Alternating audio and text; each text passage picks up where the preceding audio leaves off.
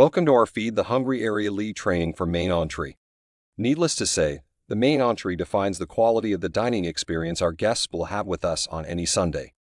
While much of dining satisfaction would be dependent on how the food is prepared by the caterer, just as important is how the main entree team members actually get the plates in the right presentation and at the right pace for table servers to bring them to the guests. This makes the main entree service among the most critical operations in the Feed the Hungry. Thus, care must be taken that food is well presented while at the same time ensuring that long queues of table servers waiting to collect their orders do not build up in the main entree area. Like all other area leads, you are expected to report in the hall at 12 noon. You need that 30-minute window before your volunteers come to complete your own check-in. There are a few things you would need to attend to before your volunteers arrive half an hour later.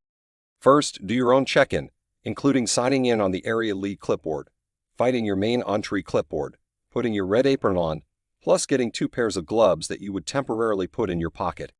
From the time of your arrival, you would need to keep an eye on the catering company staff who would deliver the food. As soon as they come, direct them to main entree area to unload the food.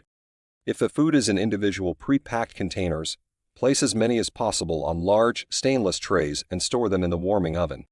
If the food is in large chafing dishes, they should be placed in the warming oven, 2 dishes deep.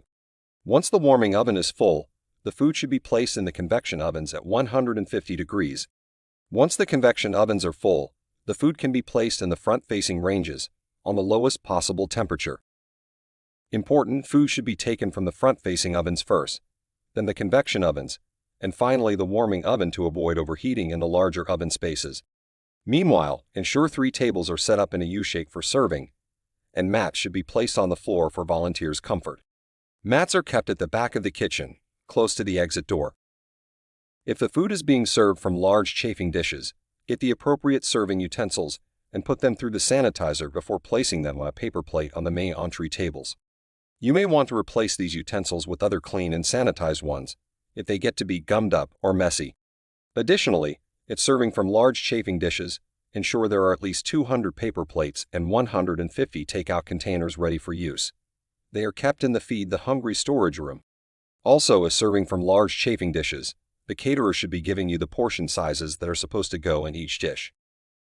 Right after that initial preparation, you are ready to receive your volunteers as they enter through the family door. For some 30 minutes, you focus exclusively on checking in your volunteers as follows. First, tell them to use the coat rack, putting any valuables in their car and not in their coat or pocket. Second, instruct them to sign in. Then have them put a black apron as well as a name tag on. Last, remind them to wash their hands and get their gloves, which they can put in their apron pocket until the doors open. Remind them they should get a new pair of gloves if they contaminate what they are wearing. As you check them in, smile and be friendly. Put a check mark to the right of the volunteer's name as they report to you on the volunteer name sheet. Now comes the orientation session for the volunteers. Start by thanking them for sharing their time and volunteering with us today. After you introduce yourself to them, allow them to say something about themselves. As they do so, you may want to take note of who among them have already had experience being in the main entree area before. Then run through the main deliverables of the area. First and foremost, tell them how important the main entree service is to the whole ministry of Feed the Hungry, emphasizing to them that what they will be serving will define the biggest part of the guest's experience for the day. Tell them that while the taste and flavor of the food is dependent on how the caterer prepared it, they can still make a significant positive contribution by properly plating them and doing everything without unnecessary delay. Let them know that the main entree station is responsible for making available the main dish for the day, plus ensuring there are also prepared to-go packs that will be put into takeout bags kept ready on the rack near the main door. They also have to know that the sit-down meal is served from 1:30 to 3:00 p.m., but we will continue to offer takeout meals until 3:30 p.m. or until we run out of food.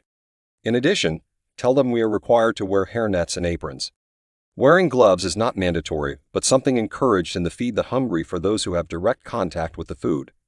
If any of them opt not to wear gloves to serve, you must ensure they keep their hands clean by periodically washing them thoroughly and following the hand sanitizing protocol.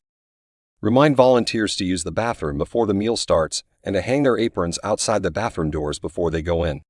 Also let them know we do not distribute main entrees until after grace before meals has been prayed. Aside from teaching them how to plate the main entree, Main entree volunteers should know that the maximum amount of entrees a table server, who will take the plates from them, should carry is 2. Just as important, table servers need to also be reminded to keep their fingers out of the plates and carry the plates from the bottom. If the main entree came in individual pre-packed containers, 2 volunteers can stand at the table at the bottom of the U and serve portions directly to table servers with the lids on.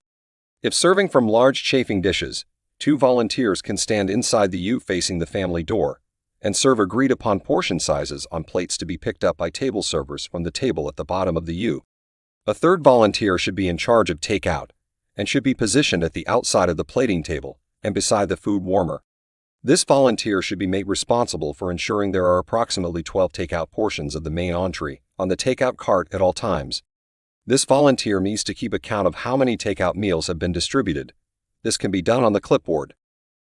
If serving from large chafing dishes, a count of the plates used and takeout dishes distributed must be kept on the clipboard. If you have a 4th volunteer, they can act as floater to assist the other volunteers. But if you only have 3, you will need to be the floater. As area lead, your responsibilities include counting plates and takeout containers, bringing more food from the ovens to the volunteers to be distributed, retrieving more supplies from the supply room when required, and keeping the main entree tables wiped down and tidy during service. We don't want a lot of portioned food to sit out and get cold, so a maximum of 8 portions should be placed on the table at any time. However, if they are not picked up for a while, they should be covered with upside-down tinfoil chafing dishes from the kitchen to help keep the food warm. You or the 4th volunteer need to remind your main entree volunteers to keep food warm whenever possible, like keeping the chafing dishes covered or not removing too many individual portions from the warming oven at one time. Use your judgment to determine an appropriate pace based on how busy the meal is that day. Mention to your volunteers that the start of the meal will be very busy and to do their best to get meals out quickly, but not to panic as everyone will get served. Some important points. As area lead, you need to stay in close communication with the coordinator to determine if second servings are permitted.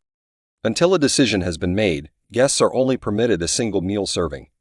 Allowing additional meals will depend on how many guests come and how much food is left. About halfway through the service, take a walk through the hall and get a sense of how the guests are enjoying their meal.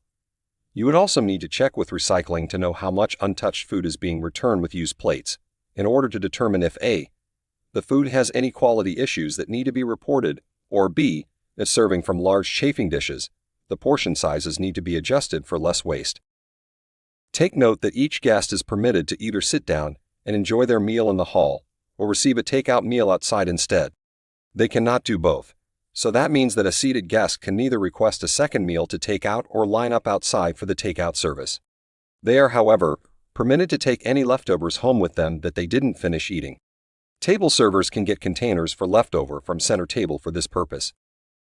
At the end of the feeding session, all unconsumed food are taken to the mustard seed. Now, when preparing remaining food to send out, use disposable tinfoil containers. Never send metal chafing dishes, and mark the lids with the name of the food and the date. At the end of the day, total the number of plates and takeout container used and unused on the clipboard, and return any unused items to the storage room. Make sure to note any items that need to be reordered on the clipboard, and make mention of any concerns or problems during your shift. Encourage your volunteers to stay and help take down tables, sanitize them with Quat solution, and store them under the stage, stack up chairs, and clean the hall. Have a volunteer unplug the warming oven and clean the inside and outside of the door with Quat solution. Have the water dish washed and returned, and spot clean the interior with Quat solution. Ensure all ovens in the kitchen have been turned off. Return mats to the back of the kitchen. When everything is done, thank your volunteers for a job well done. Complete the end of service feedback form and hand it over to the coordinator. Those are the basics. Invariably, there will be additional things you may be called on or inspired to do. Should you be in doubt whether something is part of your role or not, get a copy of the latest position description for main entree area lead or scan the QR code to access it instantly.